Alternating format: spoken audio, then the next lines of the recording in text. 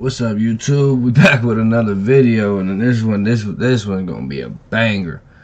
10 deadliest snipers in the history of the world. Let's get into it. Ain't even gonna do no more talking. Infographics. Shout out to infographics, man.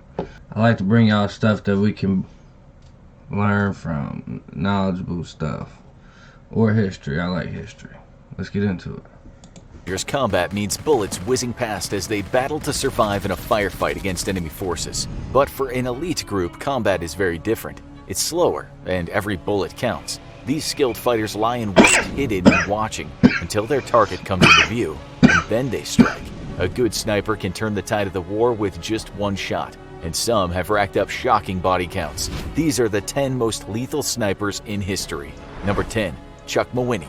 Growing up in the mountains of Oregon, Chuck Mawhinney was always destined for military success. Not only was he the son of a World War II Marine, but from an early age, he was out there in the woods practicing his aim with a rifle on the local deer. By the time he graduated high school in 1967, he was an expert marksman and wasted no time enlisting in the U.S. Marines just like his father. The Vietnam War was ramping up, and so it wasn't long before he was shipped off to Southeast Asia. It didn't take his instructors long to see they had a talent on their hands. He was quickly sent to Scout Sniper School and spent 16 months in Vietnam. He soon became known as one of the best snipers in the Marine Corps history, setting a then record of 103 kills, although many people say he may have taken out upwards of 300 enemy soldiers. Regarded for his accuracy, the only miss he's known to have made is shortly after his trusty rifle was serviced. After he was sent home, he kept his accomplishments secret and didn't tell anyone about his time as a sniper until a fellow serviceman wrote about his exploits in a Vietnam memoir, now known 104 confirmed kills. That's a lot of kills for a sniper, especially in the Vietnam War, a war that did not go in our favor. That's crazy. Hey, you know how much dedication and patience them snipers gotta have. Known as one of the all-time great snipers, Mawhinney still speaks to new classes at sniper school more than 60 years after his time in the war. Number 9. Henry Norwest. Many of the best snipers come from isolated locations where they have time to practice their trade in the wild. That's also the case with Henry Norwest, the most feared sniper to come out of Canada in World War I. The son of indigenous Métis parents, he worked as a ranch hand, a rodeo cowboy, and even a mounted policeman before joining the Canadian military in 1915. But it wasn't a smooth ride. He was kicked out of the military for drunken fighting before re-enlisting under another name. This one would stick, and he would soon become one of Canada's greatest military heroes. Norwest grew up hunting in rural Alberta, and that made him... I mean, I get it's 1915, but so you can just do that? I guess back then you probably could. Ain't no way in hell you getting away with that today. A deadly sniper. He knew camouflage and could use the natural terrain to hide and move stealthily as he stalked his enemy and got the drop on him. That allowed him to rack up a shocking 115 kills witnessed by other soldiers, and he soon became the military's go-to man for reconnaissance missions behind enemy lines. He earned the military medal in 1917, but the legendary sniper wasn't invincible. On August 18, 1918, a German sniper was just a little bit faster, and Henry Norwest became one of Canada's many World War I casualties. The next... Yikes. He didn't make it through the war. That makes it a little worse. I mean, a little worse for him, though. Like, that sucks. He got all that, and then it'd be taken out by another sniper. Yikes. World War I hero came from all the way across the world. Number 8. Billy Singh. Born in Queensland, Australia to a Chinese father and an English mother, Billy Singh grew up on a farm, but things weren't easy for a mixed-race boy. There was a lot of anti-Chinese racism in Australia, and Singh learned skills to help him defend himself. He worked as a timber hauler and joined local shooting clubs, winning prizes for marksmanship as a teenager. At just 18, he answered the call after war was declared and joined the Australian Imperial Force, impressing a recruiter who disregarded the rule that only white Australians were eligible to enlist. It would be the smartest decision that recruiter ever made. Singh was deployed in the Gallipoli campaign in modern-day Turkey. The mountainous regions were ideal for snipers, and Singh's expert marksmanship led him to becoming notorious among the Turkish enemy forces. A famous sniper nicknamed Abdul the Terrible was sent out to hunt Singh, but Singh outdueled him in a sniper battle and shot him dead. While Singh was injured several times and sickened by poison gas, he fought in the war until 1918 and racked up at least 150 kills, but historians say he may have sniped as many as 300. His injuries in the war led to his retirement, and in the aftermath of the war he lived a quiet life until his death in 1943. Number 7. Chris Kyle. Growing up in Texas, Chris Kyle learned Chris Kyle's number 7.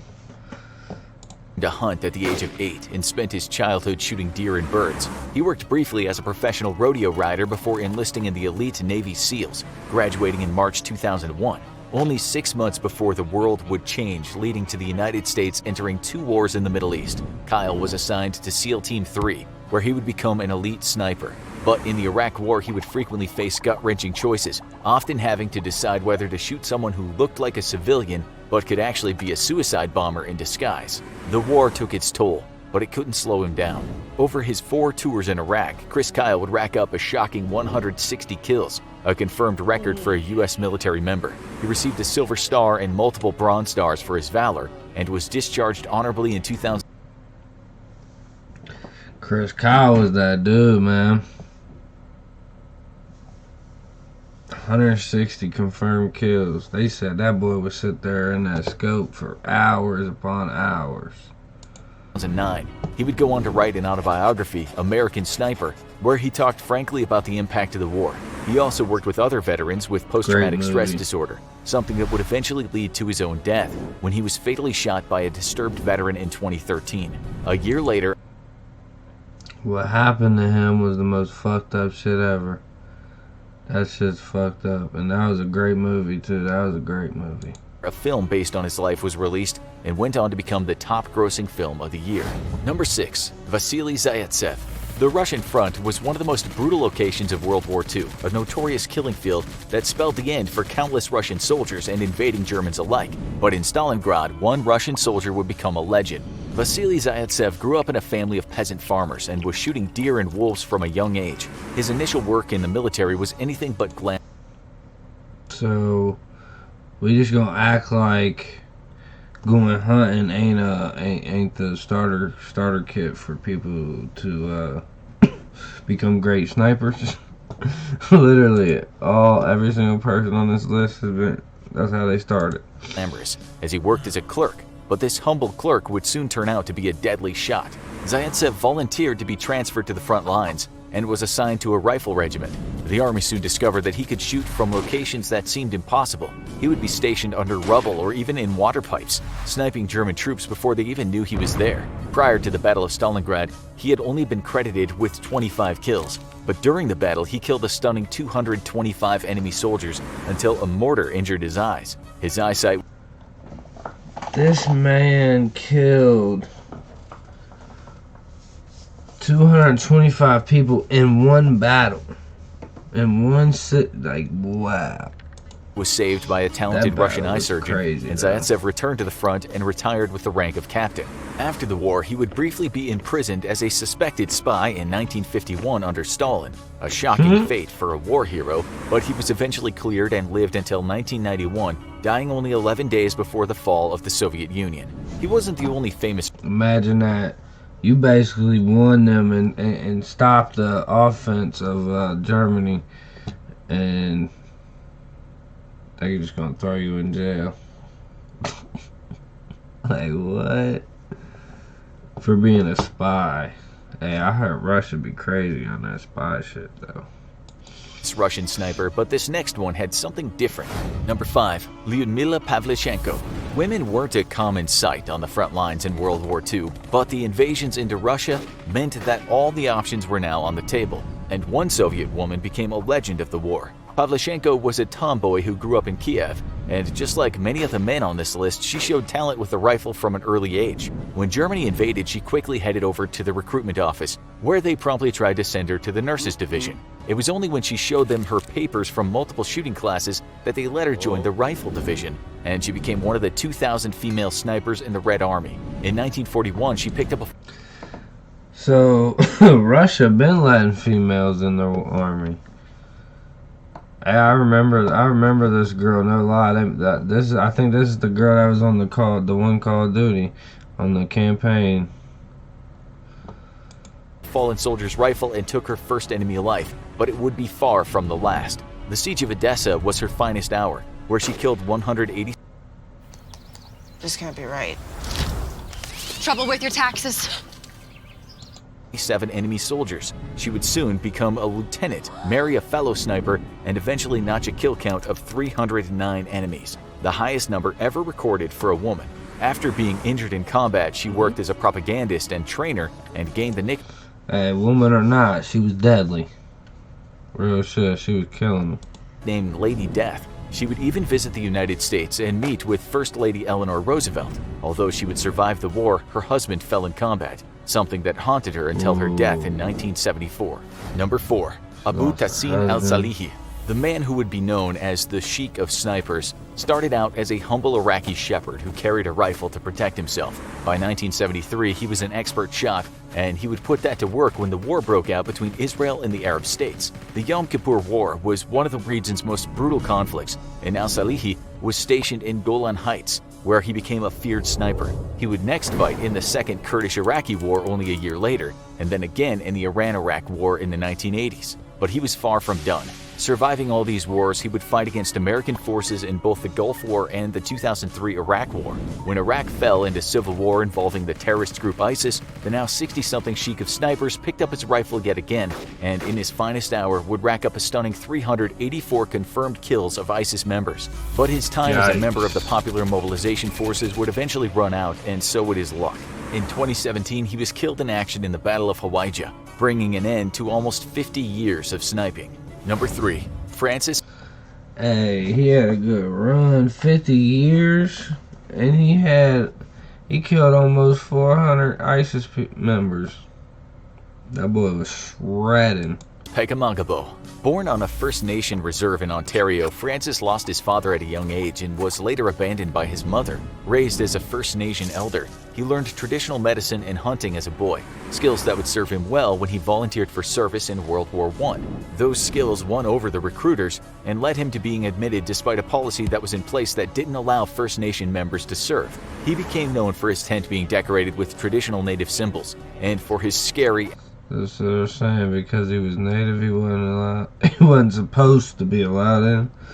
That's fucked up. Accuracy with a rifle. But he would soon encounter one of the worst horrors of the war. He fought on the Western Front and was caught in the middle when the Germans first deployed chlorine gas. Despite being injured, he managed to take out many German soldiers and was promoted. In addition to his work as a sniper, he made several trips into no man's land to retrieve ammunition. And by the time the war ended in 1918, he had managed to take out 378 German soldiers and assisted in capturing 300 more. Highly decorated after the war, he dedicated the rest of his life to First Nations affairs and was highly regarded as an activist when he died in 1952. Number 2. Fyodor Oklopkov. Sometimes it don't matter how you grow up, where you come from, what you do. You can be the best at anything as long as you put your mind to it, as long as you give your full effort to it. And if it doesn't happen, then it ain't meant to be. The Yakut people, a Turkic ethnic group in Russia, mostly live in rural areas. Fyodor Oklopkov grew up poor and was working in mines and factories from the age of 12. But it was his hobby of sharpshooting that would pay off for him when he was drafted into the Red Army in 1941. His regiment was mostly composed of Siberians, and he lost his brother early in the war. While he rose in the ranks, it wasn't until he was injured in combat that he found his true calling in the war. While he was recovering, his unit lost most of its men, and he was sent back to the front line as a new unit sniper. He would exact a terrible cost on the enemy. During the next 2 years, he racked up at least 429 enemy kills and would be nominated for the award of Hero of the Soviet Union. He barely survived a chest wound near the end of the war, and by the time he had recovered, the war was nearly over. He didn't actually receive the award he was nominated for until 1968, near the end of his life, but rose to prominent positions in the Communist Party all the same. While his military career didn't continue after his close call with death, he remains one of Russia's greatest war heroes. But one sniper racked up an even higher kill count. Number 1. Simo Häyhä. The Winter War was a little-known conflict outside of the countries directly involved in. I guess we're all trying to figure out the same question here. What happened to Russia? Like, what? Dude, they got all the good snipers. They got all the... Like, come on, what happened? Like, they're struggling these days. Since it was overshadowed by the growing fronts of World War II. But the Soviet invasion of Finland led to brutal fighting, and it was also the birthplace of the deadliest sniper of all time.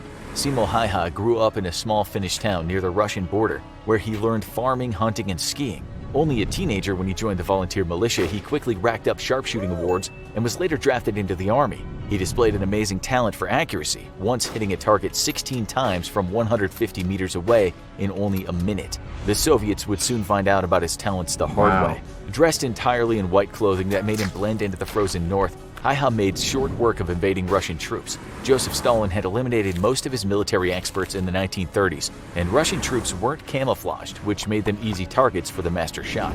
He became known as the White Death, an invisible soldier who brought death from the snow. Propaganda was made about him, making him seem like a mythical figure. But one thing was very real: his shocking death toll of over 500 Russian soldiers, the greatest confirmed kill count of all time. Although he was seriously wounded in battle, he survived the war and went on to live a quiet life as a moose hunter and dog breeder. The man known as the White Death chose a very different path after the war and died peacefully over 60 years after he fought on the battlefields in 2002 at the age of 96. For more on how to... Man, he lived till 2002. That's crazy. That's a minute. Well, there y'all have it. That's the 10 deadliest snipers in the history of the world. Chris Kyle's number 7. That's I don't know. That's crazy. But I ain't know nothing about them other ones besides the one chick, because she was in Call of Duty. That's the only reason I know her. And then Chris Kyle. But I hope y'all enjoyed this video. Until next time, I'll see y'all later. Peace.